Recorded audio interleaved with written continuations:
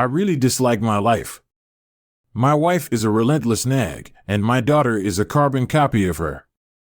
My son, who is a very clever kid, was so disgusted with my refusal to deal with any of it that he left the moment he turned 18. He saw everything happening in our household, all the dysfunction, and wisely chose not to stick around. My daughter, on the other hand, seemed to look up to her mother. I think her mother's behavior influenced her decision to follow in her footsteps. Looking back, I knew I'd made a mistake even before our first wedding anniversary came around. Ella was always convinced she was more attractive than she actually was. She constantly flirted with other men, probably trying to boost her own self-esteem. She had a lot of issues, but the problem wasn't just the flirting.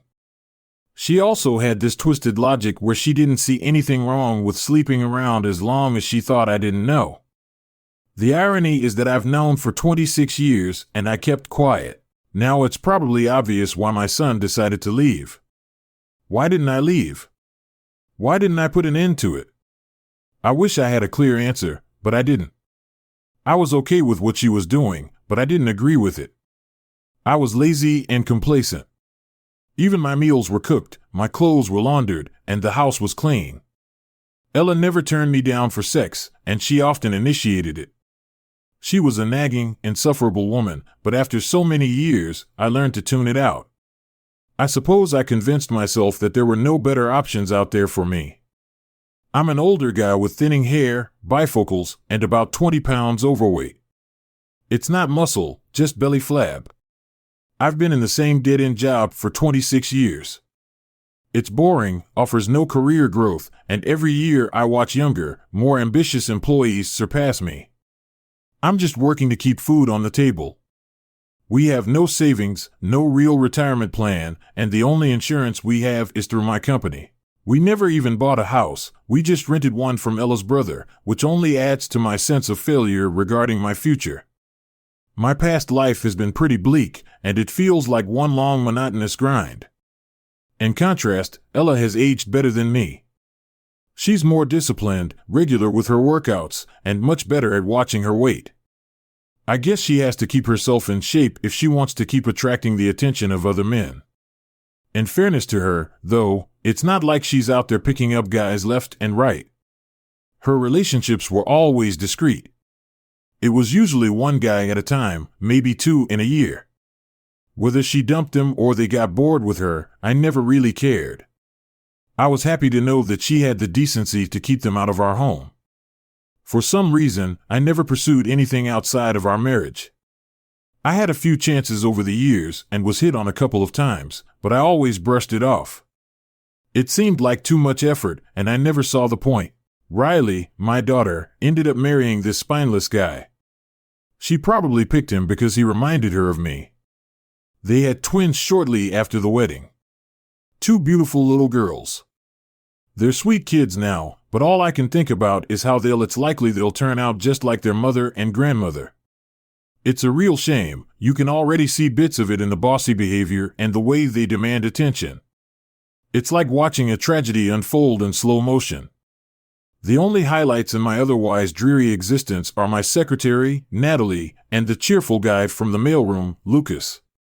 Natalie isn't technically just my secretary, she looks after 6 of us in the office.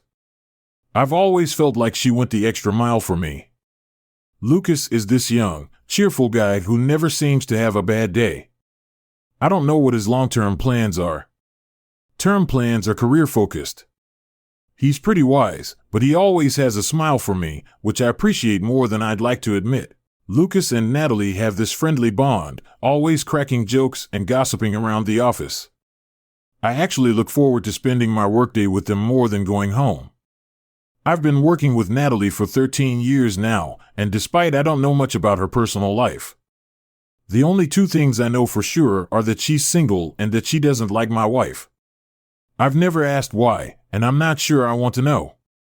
One day, things took an unexpected turn. Riley came into my office full of energy and announced. She told me that she'd enrolled the twins in a scoliosis research study. Apparently, both girls had slight curvatures in their spines. Scoliosis can run in families and cause some pretty serious issues, including heart problems.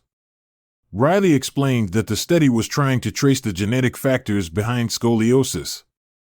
As part of the research team needed genetic samples from the family. Riley handed me this small padded envelope with a little plastic bottle inside. The instructions told me to spit in it and seal the cap. I'd always thought they used cotton swabs for this sort of thing, but I guess spitting works too. The envelope was prepaid and the envelope was addressed, and I was told to follow the instructions. Riley thanked me for agreeing to help and left the office with a smile on her face, leaving me sitting there with the odd little bottle in my hand, wondering if this study might unearth more than any of us bargained for. What did the devil's spawn want this time? Natalie asked, handing me a fresh cup of coffee under the pretense of being helpful, but clearly fishing for gossip. She enrolled.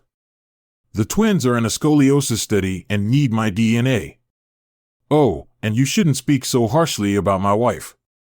I replied, though I didn't mean it. Natalie rolled her eyes. I thought you did one of those DNA tests 4 or 5 years ago. I did it.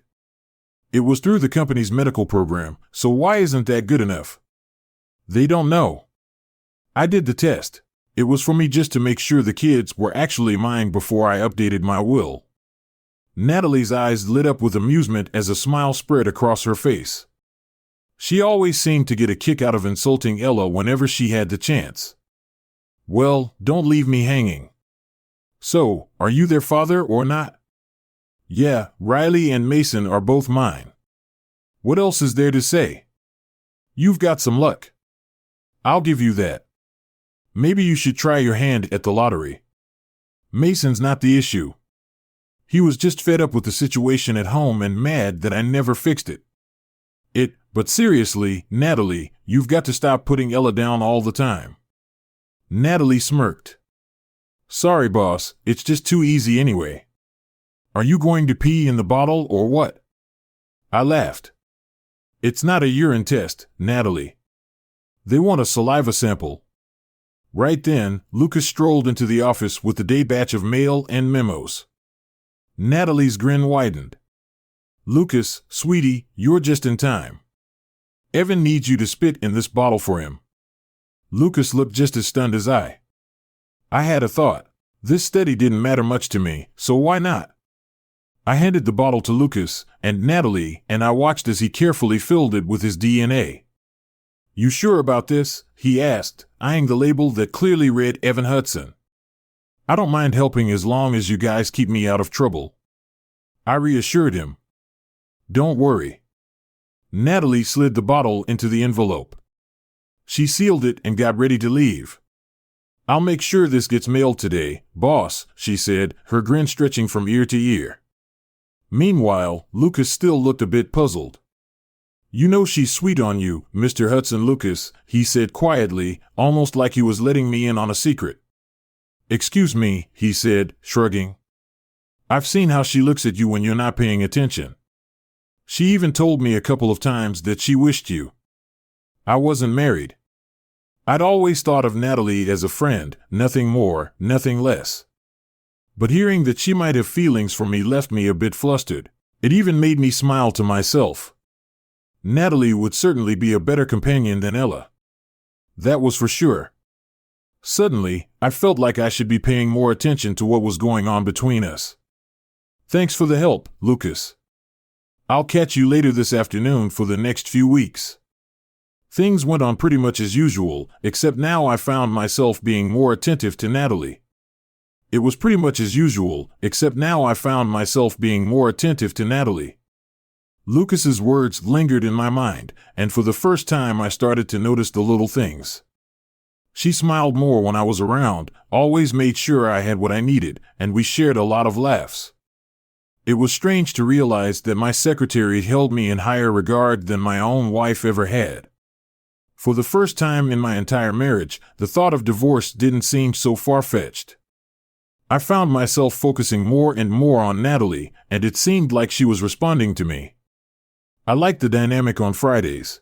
I had a habit of sneaking out of work early, for no real reason. It just became routine. That day was no different. I arrived home, settled into my recliner, and I was in the recliner when I overheard my wife and daughter arguing in the kitchen. They clearly had no idea I was home. I tried not to eavesdrop, but bits of the conversation reached me anyway. "No, Riley. I have no idea who it could be. I was sure it was your father." Ella's voice sounded tense and defensive. Riley's tone was sharp. "Mom, this isn't my father." I figured she must have been holding the DNA results. I don't know who my real father is, and to top it off, my own mother doesn't even know who he is either. I felt a cold chill spread through me. Could this really be happening? The conversation was a mess of overlapping voices, with both of them talking. At the same time, I still managed to catch some of it. They can't even match this DNA sample to anything.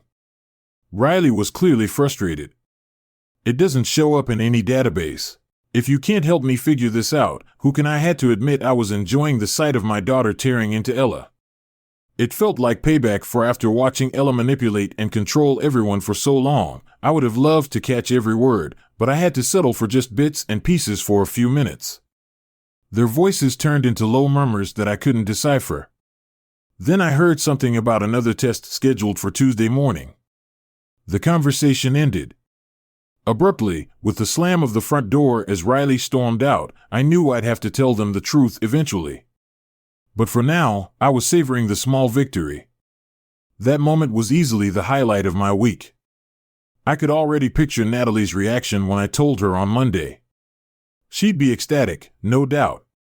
I was a little bummed that I'd have to wait a couple of days to share the story with her, but I knew it would be worth it later that evening. After dinner, Ella announced that she had to go visit one of her friends who was apparently going through some personal problems. She told me not to wait up and didn't know when she'd be back. Of course, I doubted that she'd be back at all. She was helping a friend, but I bet she was meeting up with one of her boy toys. Either way, it suited me just fine. It gave me the perfect excuse to go see Natalie when I arrived at her place. Natalie opened the door looking surprised. "Evan, what the hell are you doing here? You should have called first." "I look like crap." "Sorry. I couldn't resist. I figured you'd want to know how your little DNA trick played out." She actually looked good, even dressed down in sweatpants and a pullover. It was the first time I'd seen her without makeup, and I have to say, I found her even more attractive than before. It's funny how you can see someone every day and still not see them in a new light. "Do you want coffee or a beer?" she asked, gesturing toward the kitchen. "I'll take a beer, but if I have more than 3, I won't be able to drive home." Natalie grinned. "Don't worry. I've got at least 4 in the fridge. Maybe 6. 6 beers, and I'll be passed out on your couch." "Don't worry," she said, smirking. There was no mistaking it. Natalie was flirting with me hard. I hadn't expected her to hit on me when I came over, but that's what happened. I'd only wanted to gloat a little about the mess between my wife and daughter, but now Natalie was making it clear she wanted more. We started off chatting about the DNA test, laughing over how things had played out. But soon enough, the conversation covered everything from work to personal stuff. 3 hours later, I'd had more than enough beer, and my head was swimming. Natalie insisted I couldn't drive home. Before I knew it, by the time we were in bed together that night, I'd gone 8 years without getting any. I was pretty happy to return the favor. We ended up sleeping together twice that night and once again in the morning when I got back home. Ella was still in bed, so I kicked off my shoes and crashed on the couch. I knew she was shaking me awake. "What are you doing down here? Go upstairs and take a shower if you're still hungover. Sleep it off in bed. And if you're going to go out drinking, at least learn how to do it right." She couldn't even fathom the idea that I'd been with another woman. In her mind, I had just gone to a bar and I got pretty drunk and stumbled home like an idiot. The whole situation struck me as hilarious, and I knew right then that I'd be doing this more often. It was Saturday, and there were chores to be done, like mowing the lawn and washing the cars. I spent the day working, feeling strangely good about everything. It was like a weight had been lifted off my shoulders. I felt a weight lift off my shoulders for the first time. I could clearly imagine a life without Ella, free from her constant nagging and humiliation. I could also see a life with Natalie. I decided then and there that the next time I saw her, I wouldn't have more than 2 beers. The weekend dragged on, but Monday finally rolled around.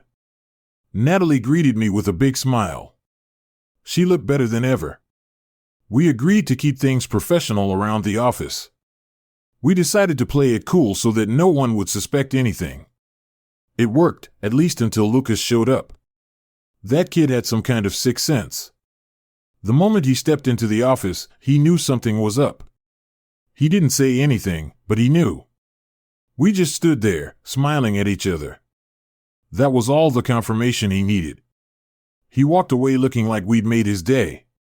Everyone else in the office remained blissfully unaware. From the conversation between Ella and Riley, it was clear that something was about to go down on Tuesday morning. Natalie had already gotten Lucas to spit into one of those tiny cups from the drinking fountain, and I stashed the gross thing away in the top left drawer of my desk, carefully pinching the edges to make a funnel. I had a feeling it would come in handy soon enough. Around 10, Ella showed up at my office out of the blue, or at least that's what she thought. Natalie showed her in with her usual politeness and left the door open. "There's an issue with the DNA sample you gave Riley a couple of weeks ago."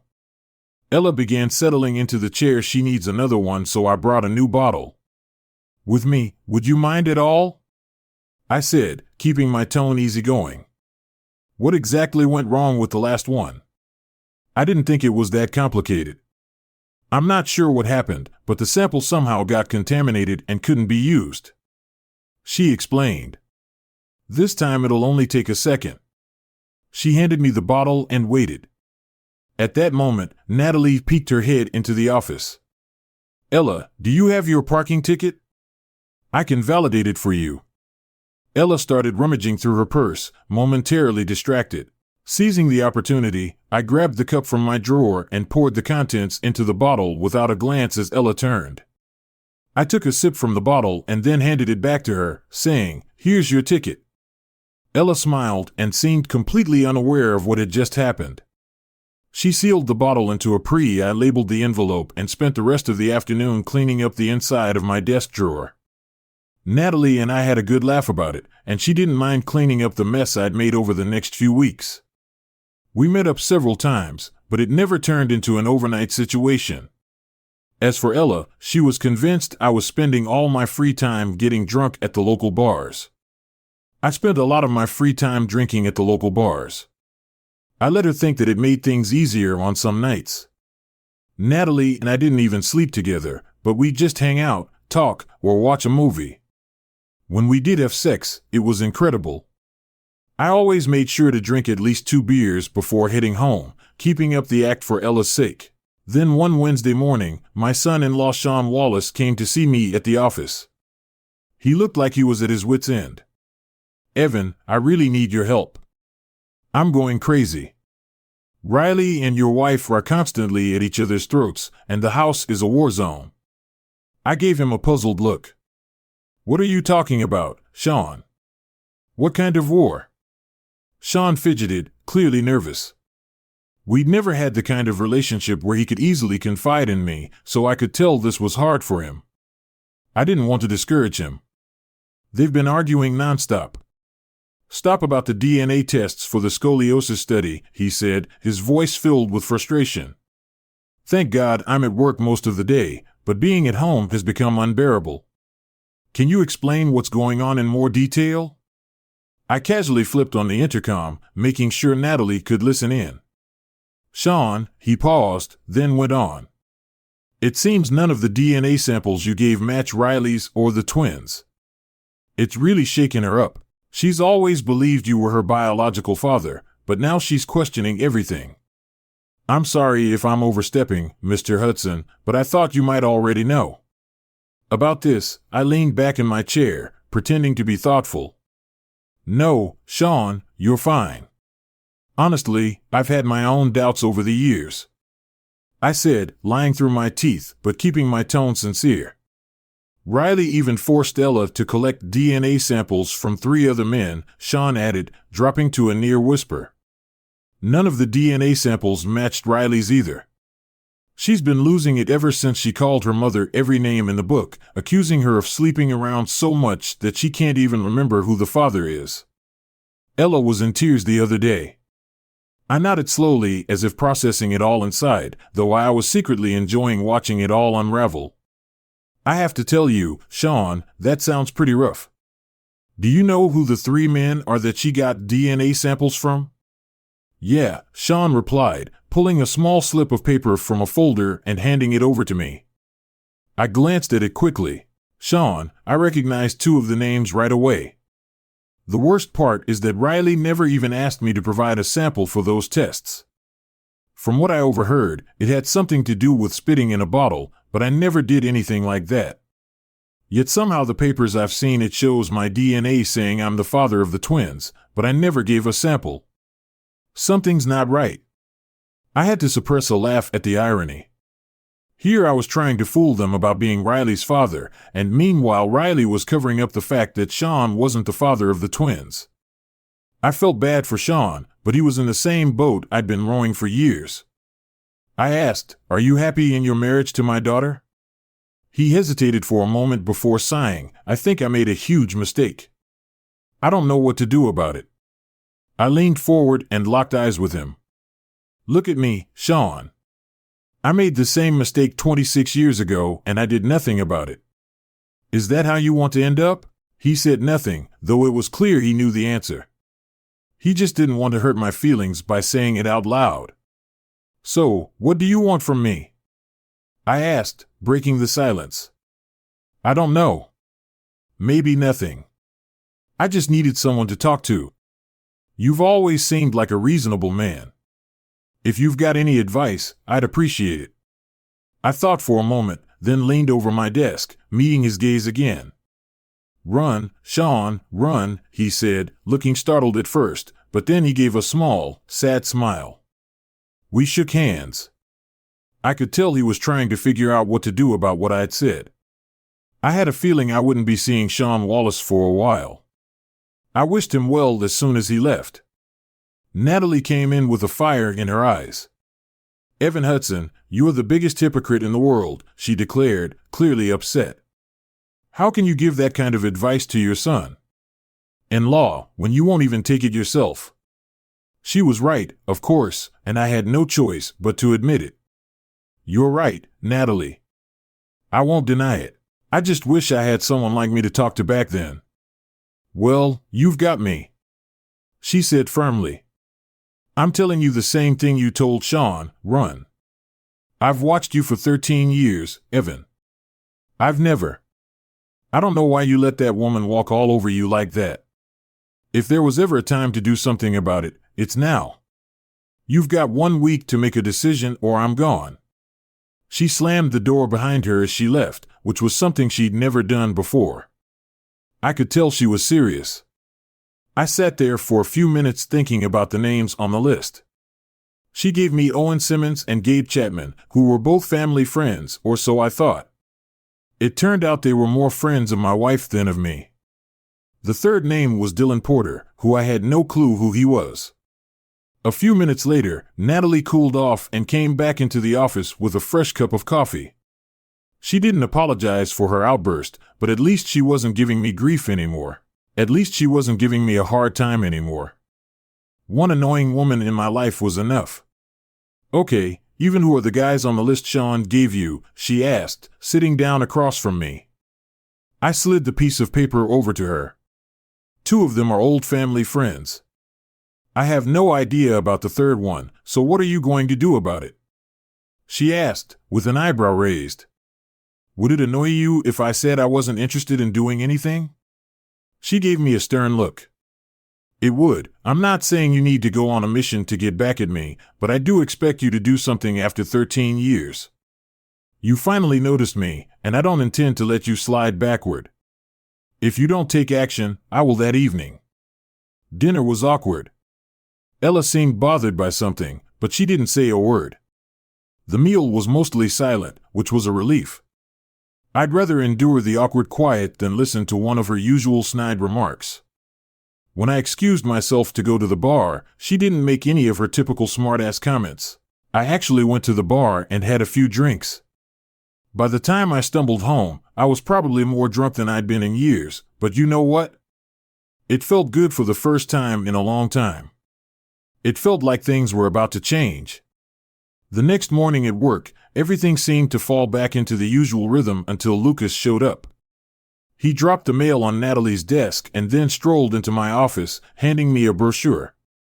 I shot him a curious look, prompting him to explain, "I thought you might be interested in this since you both love to travel." He gave one to Natalie too. I couldn't help but laugh when I glanced at the pamphlet. It was for a 4-day trip. We decided to get a commercial driver's license for tractor trailers.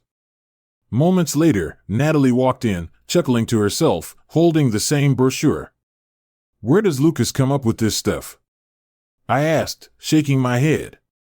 "Don't knock it," Natalie replied. "I think it's actually pretty interesting." I stared at her, dumbfounded. "Are you serious?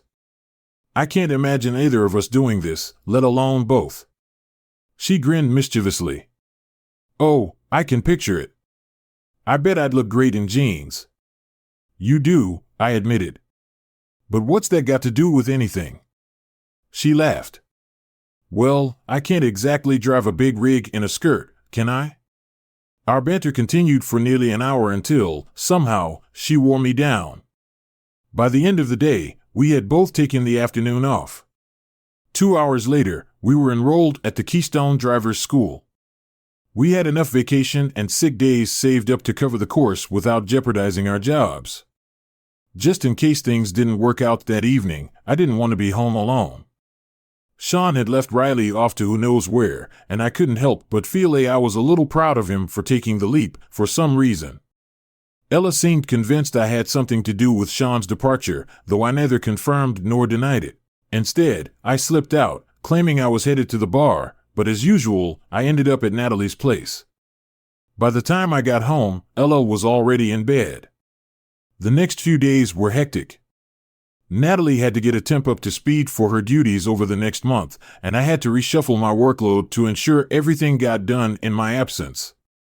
On top of that, Natalie booked I made an appointment with a divorce lawyer and went by myself. I wasn't sure on what grounds the lawyer would file the divorce, but they wanted the name Sean had given me. I told Ella I'd be working out of the office for the next few weeks, and she didn't seem to mind since the school was nearby. The daily commute was easy. One night, though, a nasty storm rolled in, and instead of driving home, Natalie and I ended up sharing a motel room. Our first 4 weeks flew by. I turned out to be a better driver, but Natalie was better at backing up and parking. We both got our CDLs and even got a few job offers from some big trucking companies to celebrate. We took Lucas out for dinner at Outback. The more time I spent with Natalie, the more I realized how much I enjoyed her company. It was incredible to finally understand how great real companionship could be. I found myself kicking myself for not taking action sooner that night over dinner. I couldn't have. I tried to resist, but I had to ask Ella about the scoliosis study. I half expected her to get angry, but instead she got up and left without a word. An hour later, she came back and told me she had to visit a sick friend and walked out the door. I decided it was only fair that I visit a friend of my own. It wasn't the smoothest transition, but a week later, Natalie and I were working as drivers for one of the biggest freight haulers out of Carlisle, Pennsylvania. I snuck out like a thief in the I packed my things and left without any fuss. The divorce papers came through the next day. I moved in with Natalie, and Lucas was happy to house sit for me and forward any mail in exchange for free rent. I spent my days with Natalie and we got on really well. I'm sure we'll have our differences, but for now, everything's good. We aren't planning on having kids, but if we do, I just hope they don't end up with scoliosis. As for Sean, he disappeared. Seemingly Riley had no choice but to move back in with her mother, and from what I've heard, things haven't been going well. A few months later, Natalie and I made a stop in Colorado to visit Mason. We got along better than ever, and I could tell he was happy I'd finally taken some control of my life. He and Natalie hit it off immediately. Mason even promised that when he went home for Christmas, he'd finally tell Ella and Riley the truth about the DNA tests. It felt like after all these years, I was finally looking up.